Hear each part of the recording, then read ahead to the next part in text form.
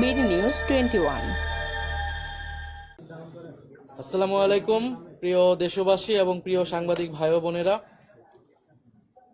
আপনারা জানেন যে সামনের যে আসন্ন জাতীয় সংসদ নির্বাচন এবং গণভোট, সেটার জন্য জাতীয় নাগরিক পার্টি এনসিপি সেখানে অংশগ্রহণের জন্য প্রস্তুতি এবং পরিকল্পনা করে যাচ্ছিল। আমরা সে বিষয়ে একটি গুরুত্বপূর্ণ সিদ্ধান্তে উপনীত হয়েছি আমাদের দলের পক্ষ থেকে, এবং সেটা আনুষ্ঠানিকভাবে জানানোর জন্য আজকের এই তাৎক্ষণিক প্রেস ব্রিফিং। আপনারা জানেন যে জাতীয় নাগরিক পার্টি এনসিপির পক্ষ থেকে আমরা প্রথম থেকে বলে এসেছি যে আমরা আসন্ন এই নির্বাচনে আমরা এককভাবে এই নির্বাচনে আমরা অংশগ্রহণ করতে চাই। আমরা 300 আসনে প্রার্থী দিতে চাই এবং সে অনুযায়ী আমাদের প্রস্তুতি এবং পরিকল্পনা চলছিল। আমরা সারা দেশ থেকে মনোনয়ন আহ্বান করেছিলাম যারা প্রার্থী হতে চায়। এর পরবর্তীতে আরও 2টি দলের সাথে আমাদের একটি রাজনৈতিক সমঝোতা হয়েছিল সংস্কার প্রশ্নে। তখন আমরা বলেছিলাম যে আমরা 3টি দল মিলে যে সংস্কার জোট, আমরা একত্রে নির্বাচনে অংশগ্রহণ করব। কিন্তু এরপরেই শরীফ ওসমান হাদির যে শাহাদাত বরণ এবং তাকে প্রকাশ্যে গুলি করার মাধ্যমে বাংলাদেশের রাজনৈতিক প্রেক্ষাপট অনেক বেশি পরিবর্তন হয়েছে। এই হত্যাকাণ্ড, এই শাহাদাত বরণের মধ্য দিয়ে আমরা বুঝতে পারছি যে বাংলাদেশে যে আধিপত্যবাদী আগ্রাসনী শক্তি তারা এখনো কার্যকর রয়েছে। গণ অভ্যুত্থানের মধ্য দিয়ে যাদেরকে আমরা পরাজিত করেছিলাম তারা এখনো চক্রান্ত করছে নির্বাচন বানচাল করার জন্য। তারা চক্রান্ত করছে এই যে সংস্কার এবং নতুন বাংলাদেশের অগ্রযাত্রা সেটাকে ব্যাহত করার জন্য, এবং তারা চক্রান্ত করছে এই জুলাই প্রজন্মকে নিঃশেষ করে দেওয়ার জন্য। সেদিন ওসমান হাদির গায়ে গুলি লেগেছে, কালকে আপনার গায়ে লাগবে, পরশুদিন আমার গায়ে লাগবে।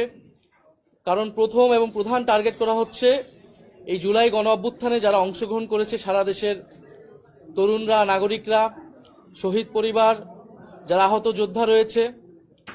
ফলে এই পরিবর্তিত প্রেক্ষাপটে আমাদের কাছে মনে হয়েছে, আমরা দলীয় ফোরামে আলোচনা করেছি যে আমাদের এই মুহূর্তে এই নির্বাচন সুষ্ঠুভাবে সম্পন্ন করার জন্য, প্রতিযোগিতা পূর্ণ করার জন্য, এবং যাতে আধিপত্যবাদী কোনো শক্তি আমাদের এই গণঅভ্যুত্থান পরবর্তী অগ্রযাত্রাকে ঠেকাতে না পারে, সেজন্য আমাদের বৃহত্তর ঐক্য প্রয়োজন।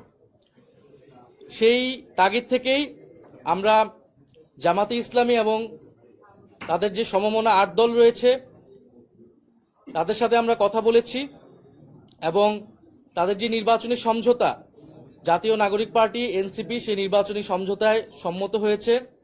আমরা জাতীয় নাগরিক পার্টি এনসিপি এবং এই সমমনা 8 দলের সাথে আমরা একত্রে নির্বাচনে অংশগ্রহণ করব বলে আমরা সিদ্ধান্ত নিয়েছি। দ্বিতীয় বিষয়টি হচ্ছে এই নির্বাচনী সমঝোতা, এটি একদিকে যেমন নির্বাচনী বৈতরণী পার হওয়ার জন্য, অন্যদিকে আমাদের যেই এনসিপি প্রথম থেকে সংস্কার বিচার প্রশ্নে আমরা কাজ করে যাচ্ছিলাম, সেই সংস্কার বিচার এবং আধিপত্যবাদ বিরোধী, দুর্নীতি বিরোধী এই বিষয়গুলোতে আমাদের ন্যূনতম কর্মসূচিও থাকবে। আমরা রাজনৈতিক জায়গায় আমরা মনে করছি এই মুহূর্তে বাংলাদেশের এই সংকটগুলো রয়েছে, যেখান থেকে এই বাংলাদেশকে রক্ষা করতে হবে, জুলাই প্রজন্মকে রক্ষা করতে হবে, এবং গণ অভ্যুত্থান পরবর্তী যে আমাদের আকাঙ্ক্ষা সেটা যাতে কোনোভাবেই ব্যাহত না হয়, এই জন্য আমরা একটা বৃহত্তর ঐক্যের জায়গায় পৌঁছেছি। আমরা আজকে আনুষ্ঠানিকভাবে আমরা শুধু এই ঘোষণাটাই দিচ্ছি। ঘোষণাটি অলরেডি সমমনা 8 দলের প্রেস ব্রিফিং থেকে আপনারা জানতে পেরেছেন। আমরা আগামীকাল হচ্ছে আমাদের যে প্রার্থীর বিষয়টা আছে সেটা আমরা চূড়ান্তভাবে আপনারা ঘোষণা দিব, এবং সমঝোতায় আমাদের যে প্রার্থী তারাই নমিনেশন ফর্ম জমা দিবেন, এবং সারা বাংলাদেশে আমরা একত্রে নির্বাচনে অংশগ্রহণ করব, এবং জাতীয় নাগরিক পার্টি এবং তাদের সহযোগী সংগঠন গণভোটের পক্ষে ক্যাম্পেইন করবে, এবং যেখানে আমাদের প্রার্থী থাকবে না সেখানে অন্য যারা প্রার্থী থাকবেন এই সমঝোতা তাদেরকে সহায়তা করবেন, তাদের পক্ষে ক্যাম্পেইন করবে। আমাদের এই আনুষ্ঠানিক ঘোষণাটার জন্যই প্রেস ব্রিফিং। আপনাদের যদি প্রশ্ন থাকে সেই প্রশ্নের প্রেক্ষিতে হয়তো আমরা পরিচয় দিয়ে প্রশ্ন করবেন। আচ্ছা, আমি জাহিদ একবার থেকে কাজ করি। আমার প্রশ্ন হচ্ছে যে অনেকেই আপনাদের সিদ্ধান্তকে আজ করতে পেরে অনেকেই মনোনয়ন প্রত্যাহার করেছে, দল ত্যাগ করেছে, কেউ কেউ হয়তো ভেটেও দিয়েছে ইন্টারনালি। এটা কি মনে হয় আপনাদের মধ্যে এনসিপির মধ্যে এখানে একটা ট্র্যাকশন হয়ে গেল, একটা ভাঙনের সুর কি আমরা দেখতে পাচ্ছি এর মধ্যে? আমরা জাতীয় নাগরিক পার্টি এনসিপির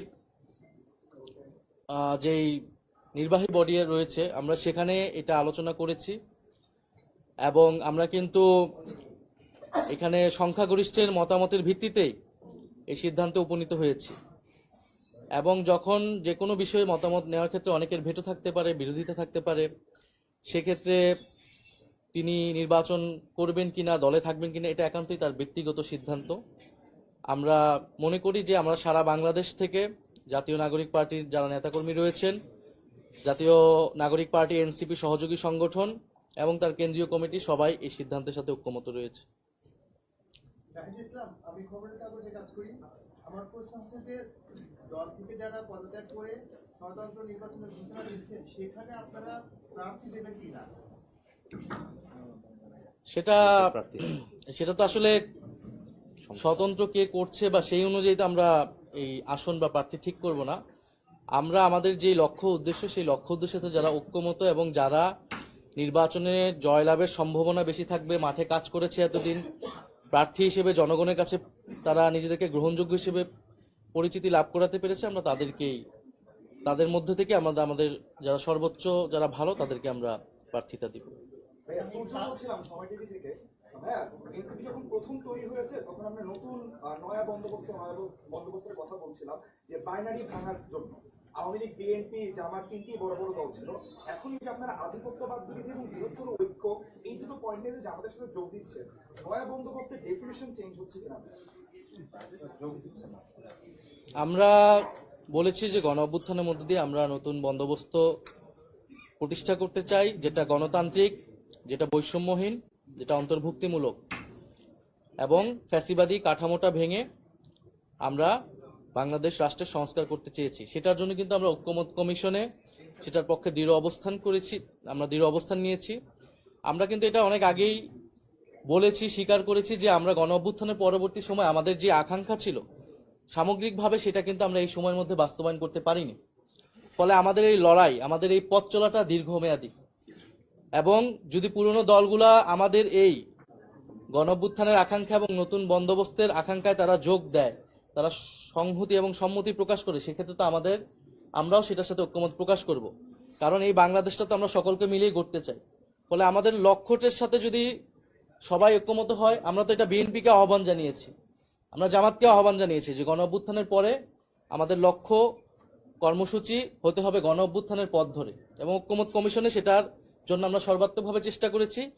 আগামী নির্বাচনে আমরা চাই গণভোটের পক্ষে, হ্যাঁ পক্ষে আমরা সবাই মিলে কাজ করব এবং জুলাই সনদে আমরা যে প্রতিশ্রুতি দিয়েছি সেই প্রতিশ্রুতি বাস্তবায়ন করব। এছাড়াও আমাদের পুরো সংস্কারের এবং দুর্নীতি বিরোধী যে লড়াই শুরু হয়েছে সেটার অগ্রযাত্রা অব্যাহত থাকবে। আচ্ছা, দুইটা প্রশ্ন একসাথে। প্রথম প্রশ্ন হলো